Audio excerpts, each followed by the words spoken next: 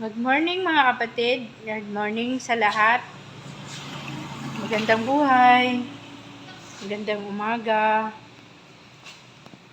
Ngayong araw na to, i-share ko na naman sa inyo ang salita ng Panginoon. Ito ay mababasa natin sa Matthew 6:25 to 27.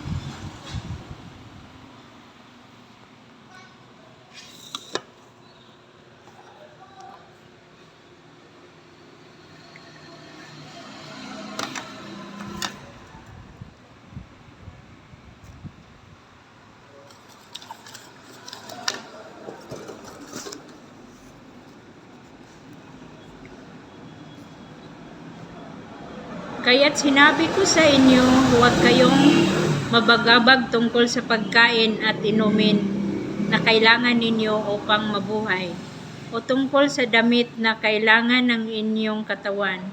Hindi ba't ang buhay ay higit na mahalaga kaysa pagkain, at ang katawan kaysa pananamit?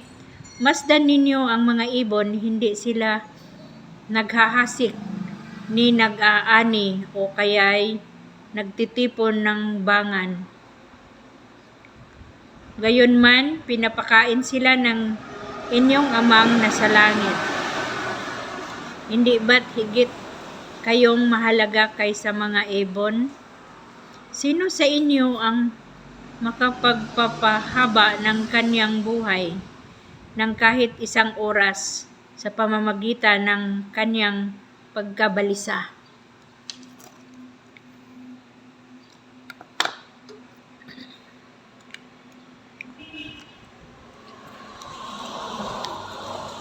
Yan mga kapatid, usapan natin ang tungkol sa pagkakabalisa.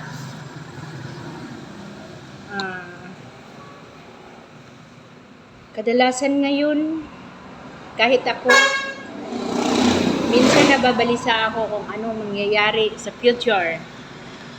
Siguro, halos lahat tayo nag-iisip kung ano ang mangyayari sa atin sa huli. May mga bagay tayo na gustong makamit sa buhay natin na hindi natin nakukuha. Kaya minsan di tayo nakakatulog, nag-iisip tayo, paano kaya? Minsan, ang gusto nating mangyayari, hindi nangyayari, iba ang nangyayari. Atong lahat, nagbibigay ng hindi maganda sa kalusugan natin. Pero kung magtiwala tayo sa Diyos, ipagkatiwala natin lahat sa Kanya, Siya na ang bahala. Katulad sa Matthew 6:26-27. Huwag daw tayong mag-alala kasi ang Ama natin sa langit, Siya na ang bahala sa atin. Kung ang Ama natin dito sa mundo, biological father natin, hindi nga nila tayo kayang pabayaan, ano pa kaya ang Ama natin na Siyang gumawa ng lahat? Itong lahat sa mundo na nakikita natin ay sa Kanya to. So bakit tayo mag-alala? Anxiety is not good to us. Mag-depress lang tayo, then magkasakit tayo dahil dyan. So, i-share ko sa inyo ang naisip ko na magandang gawin natin. Paubayan na lang natin sa Panginoon ang lahat na nangyayari sa buhay natin. Kung hindi man ngayon, hindi man niya binigay ngayon ang mga hinihingi natin, baka sa tamang panahon ibigay niya. Or kung hindi man niya talaga ibigay sa atin, ibig sabihin hindi yan nakakaganda sa atin. Dahil siya ang mas nakakaalam kung ano ang mas ikakaganda ng buhay natin. Katulad noon, may pinag-pray ako na hindi niya binigay. Pero sa bandang huli,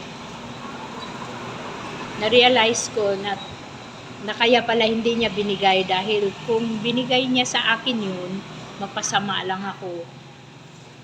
Kaya, magaling talaga si God. The best talaga. Ayaw, wag na tayong mag-alala. Siya na ang bahala. Hindi niya tayo pabayaan. Kasi kung kakabahan pa tayo, mag-alala pa tayo, hindi tayo makakatulog, hindi tayo mapalagay kung ano ang magagawin natin. Ma-depress tayo, delikado na. Baka ano pang mangyari sa atin. Kaya mga kapatid, paubayan na lang natin sa ating Panginoon ang lahat. Surrender natin sa Kanya. Dito sa mundo, mga material na bagay, iwanan lang natin to. Kahit anong naabot natin, kahit maging mayaman pa tayo ng pinakamayaman, or anuman, pinakamayaman, pinakamahirap, or nakamit natin ang lahat na material na bagay dito sa mundo, iwanan pa rin natin yan. Wala tayong madadala. Kasi, dumating tayo dito sa mundo na walang dala. Aalis rin tayo na walang dala. So, huwag tayong mag-alala. Pero, hindi ibig sabihin na hindi naman tayo magsisikap. Magsisikap pa rin tayo dahil araw-araw kumakain tayo. Pero wag na tayong mag-alala na masyado. Kasi siya nang bahala. Basta magtiwala lang tayo sa Kanya. At nagsisikap rin. Gagawa tayo ng ikakabuti sa atin. Na hindi tayo nang aapak ng kapwa. Siyempre, makasabihin nyo, nagsasalita ako pero makasalanan din naman ako. Nobody's perfect. Walang perfecto dito sa mundo. Makasalanan talaga. Lahat tayo. Kahit ako everyday, kakagawa ko ng kasalanan na hindi ko alam. Pero humihingi rin ako ng tawad sa Panginoon. Everyday. Kasi siya lang nakakaalam sa lahat. So mga kapatid, salamat sa pakikinig nyo. Pasensya na kayo kasi yan lang. Ganyan lang ako, yan lang alam ko. Have a blessed Thursday. God bless us always. Buhay tayong lahat.